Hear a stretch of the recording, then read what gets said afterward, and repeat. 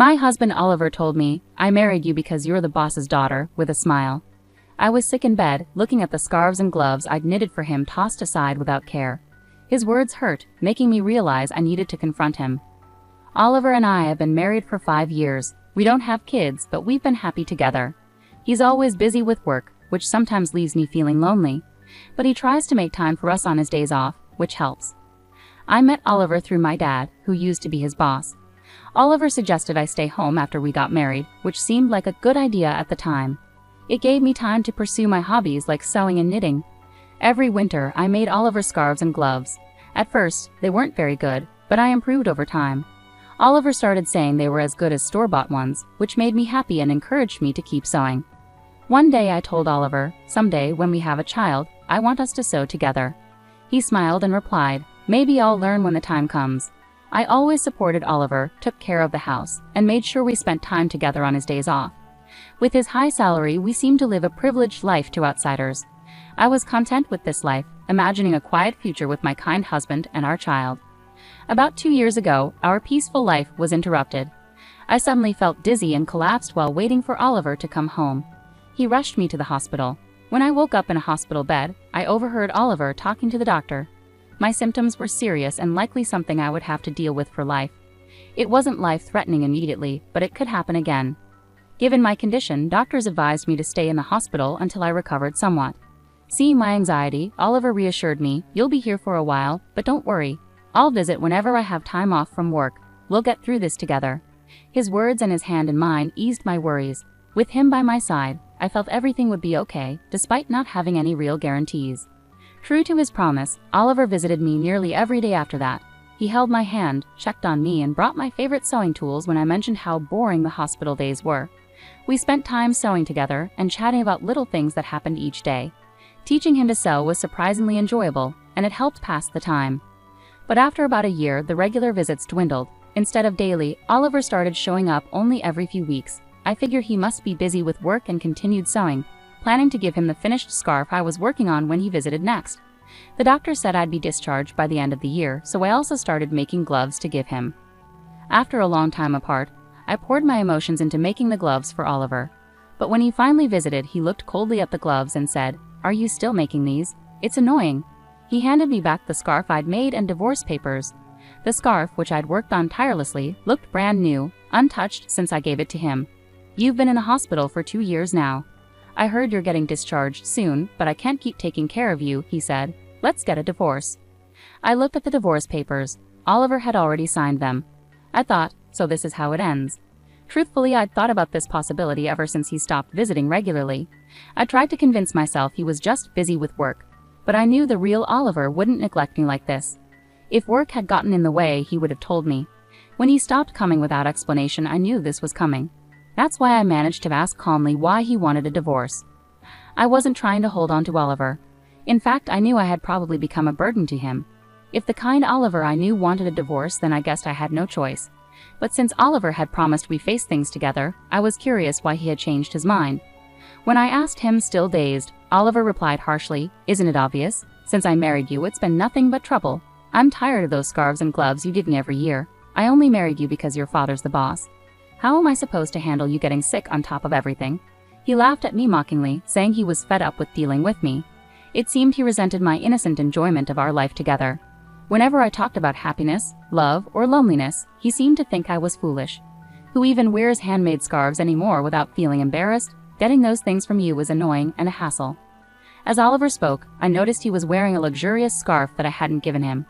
It was clearly better quality than the ones I had made. I wondered if he had never used any of my gifts before. Perhaps they had always annoyed him, and I hadn't realized.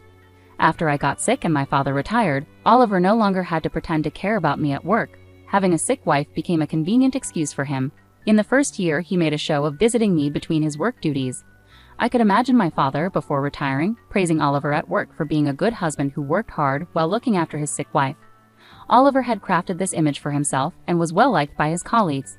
That's what he wanted, and it seems my value to him was only realized when I fell ill. When I confronted him with these thoughts, Oliver looked surprised and admitted, "Well, it did make things easier at work. Whenever I mentioned you, people were sympathetic and treated me well. If I worked late, I was praised for being dedicated. If I needed a break, I just had to say my wife is, and that was enough. He said this without a hint of regret. He had cleverly used my illness to his advantage in ways I hadn't known. And as for my upcoming promotion, well, they may be idiots, but I owe it to your illness, he added. As I listened with my head bowed, I looked up when he finished speaking. Instead of the man I loved, I saw a cruel grin on his face. I realized this was his true self. Well, if I could be of some use, then that's good. We probably won't see each other again, so take care, I calmly said, returning the divorce papers to him. He took them without a second glance and swiftly left. That marked the end of our marriage, and I silently cried. After some time, I left the hospital and moved back in with my parents. When my father heard what had happened, he was outraged. I never expected him to be like that, he said. But I had already made my peace. I reassured my father and told him I wanted to stay with them. After tidying up the house, my parents understood and encouraged me to do what made me happy. For now, that meant living with them. Before moving back with my parents, I decided to visit our old house. But when we arrived, the front door lock was broken. Perplexed, we rang the doorbell and were met by a stranger. I asked him about it, and he told us he had bought the house a few months ago and was now living there happily with his family. My parents were furious, but I chose not to disturb the new residents and quietly left. Unable to leave it be, I called my husband right away. He casually replied, "Yeah, I sold it while you were in the hospital. Keeping the money as my compensation. It was my house originally, so you can't complain, right?" His nonchalant words made me sigh. I wish he had told me sooner, I thought. From what I learned, the house had been sold about a year ago, around the time he started showing less concern for me. Even if he had planned to divorce me, selling our home without discussing it was shocking. Although we had finalized our divorce by signing the papers, we still needed to discuss dividing our assets after my discharge. We had scheduled a meeting for the following week, but my husband had acted on his own, which was beyond belief. When I calmly confronted my husband over the phone, telling him he didn't understand anything, he seemed puzzled. "What do you mean?" he asked. I replied, "I'll explain next week," and hung up. I smiled at my concerned parents and asked my father for a favor. I shared my plans with him and asked him to get everything ready. "I've already prepared all the necessary documents. There's not much time before our meeting next week, but we'll manage," my father said, with a slightly worried smile. As my father, he probably felt guilty for introducing me to my husband. His anger toward my husband spurred him to do everything possible to help me. I thanked him and looked forward to our meeting day. Just imagining my husband's face made me smile for the first time in a while. With my father's support, I got ready for the meeting. We decided to meet at my parents' house. We sat in a row, my parents and I on one side, and my husband on the other. He must have known my parents were hurt by the divorce, but he seemed indifferent now. He probably felt there was no need to respect my parents anymore. He remained composed, even showing a hint of a smirk. His attitude was disrespectful and arrogant. "I'm the one who's been wronged here, but I don't plan to ask for too much," I said calmly. "The money from selling the house will be enough," my husband replied, trying to appear generous. My father's face turned red with anger, but I gently placed my hand on his to calm him. We knew that in this discussion my husband was the one at a disadvantage, so there was no need for us to get overly upset. "Before we proceed, there's something important to discuss," I continued, and my father handed over a document. It proved that the land under the house my husband sold belonged to my father. "Yes, the house was in your name, that's clear. But the land belongs to my father, and he holds the title," I explained, showing him the document.